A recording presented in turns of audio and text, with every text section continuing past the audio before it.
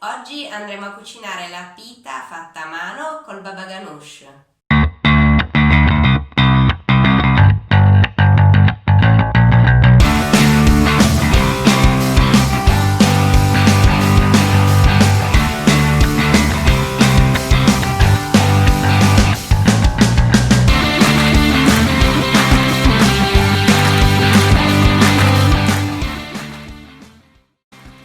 Gli ingredienti che andremo a utilizzare saranno farina, acqua, lievito secco, aglio, melanzane, tahini, menta, olio di sesamo, semi di sesamo, cumino e succo di limone.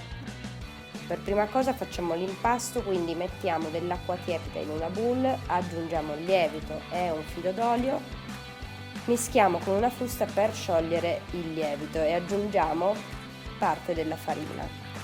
Aggiungiamo il sale sempre distante dal lievito e iniziamo a mischiare tutti gli ingredienti. Quando la farina sarà stata assorbita dal liquido, aggiungiamo anche l'ultima parte di farina e iniziamo ad impastare con le mani. Vogliamo che l'impasto mangi tutti gli ingredienti nella bowl. Spostiamo la palla sulla spianatoia e iniziamo a incorporare aria fino a quando l'impasto non diventerà bello liscio. Potremo aiutarci aggiungendo un pochino di farina per non far appiccicare l'impasto sulla spianatoia. Vedete il movimento che sto effettuando è dall'esterno verso l'interno, incorporando l'aria al centro della pallina. A questo punto mettiamo la pallina in una bowl e copriamo con pellicola e lasciamo lievitare per circa 2 ore fino a quando la pallina non raddoppierà di volume. Tagliamo le melanzane a metà per il lungo e le disponiamo su una teglia. Incidiamo a X le melanzane per poterle condire. Quindi condiamo con olio, sale e menta tutti i tagli della melanzana, in modo che in cottura prenda un buon gusto di menta e l'olio la faccia dorare leggermente. Inforneremo quindi queste melanzane a forno ventilato a 180 gradi per circa 35 minuti. Trascorso il tempo di lievitazione prendiamo l'impasto senza spaccarne la lievitazione, quindi togliendolo dalla bowl delicatamente, e lo dividiamo in 4 pezzi uguali. Formiamo delle palline utilizzando la stessa tecnica utilizzata all'inizio, quindi incorporando aria dall'esterno verso l'interno e chiudendo a croce la base. Mettiamo in teglia con carta da forno e copriamo con pellicola per far lievitare leggermente.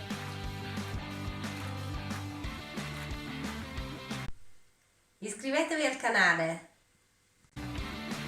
Ora che le melanzane saranno pronte, facciamo raffreddare in modo da poterle lavorare e estraiamo da ognuna la polpa con l'aiuto di un cucchiaio.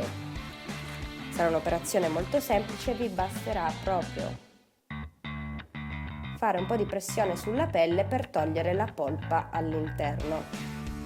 Se la menta sarà troppo colorita, potrete toglierla e metterne di nuova nel frullatore.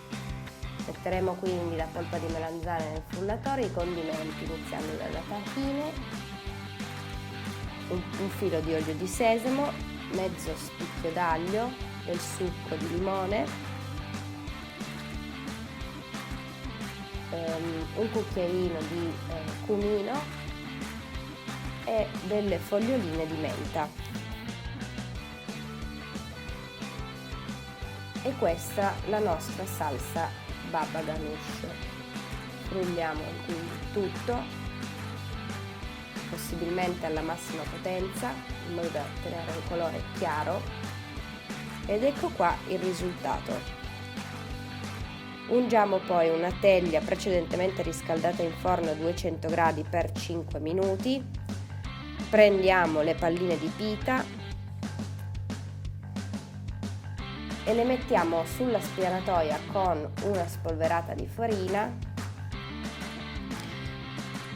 e le schiacciamo con un mattarello per formare la forma originale della pita. non schiacciatele però troppo, vogliamo che lo spessore non sia troppo fine, circa 4 mm, 3-4 mm.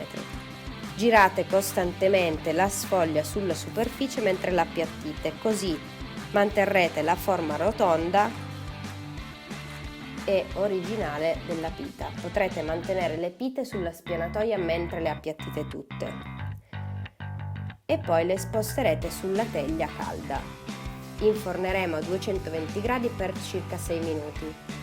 Controllate che non prendano troppo colore, abbassate poi a 180 per gli ultimi 3-4 minuti. Ora che le pite saranno pronte, vedete all'interno avranno un buco vuoto di aria. Questo vorrà dire che il forno era a temperatura ottimale.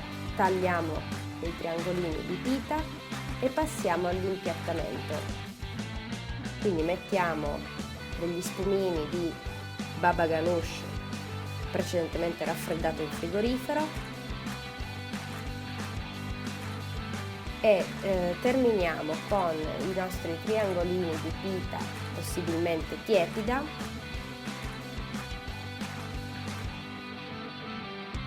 una spolverata di semi di sesamo che richiamano la salsa tahini che abbiamo utilizzato nel condimento del baba ganoush e infine qualche fogliolina di menta.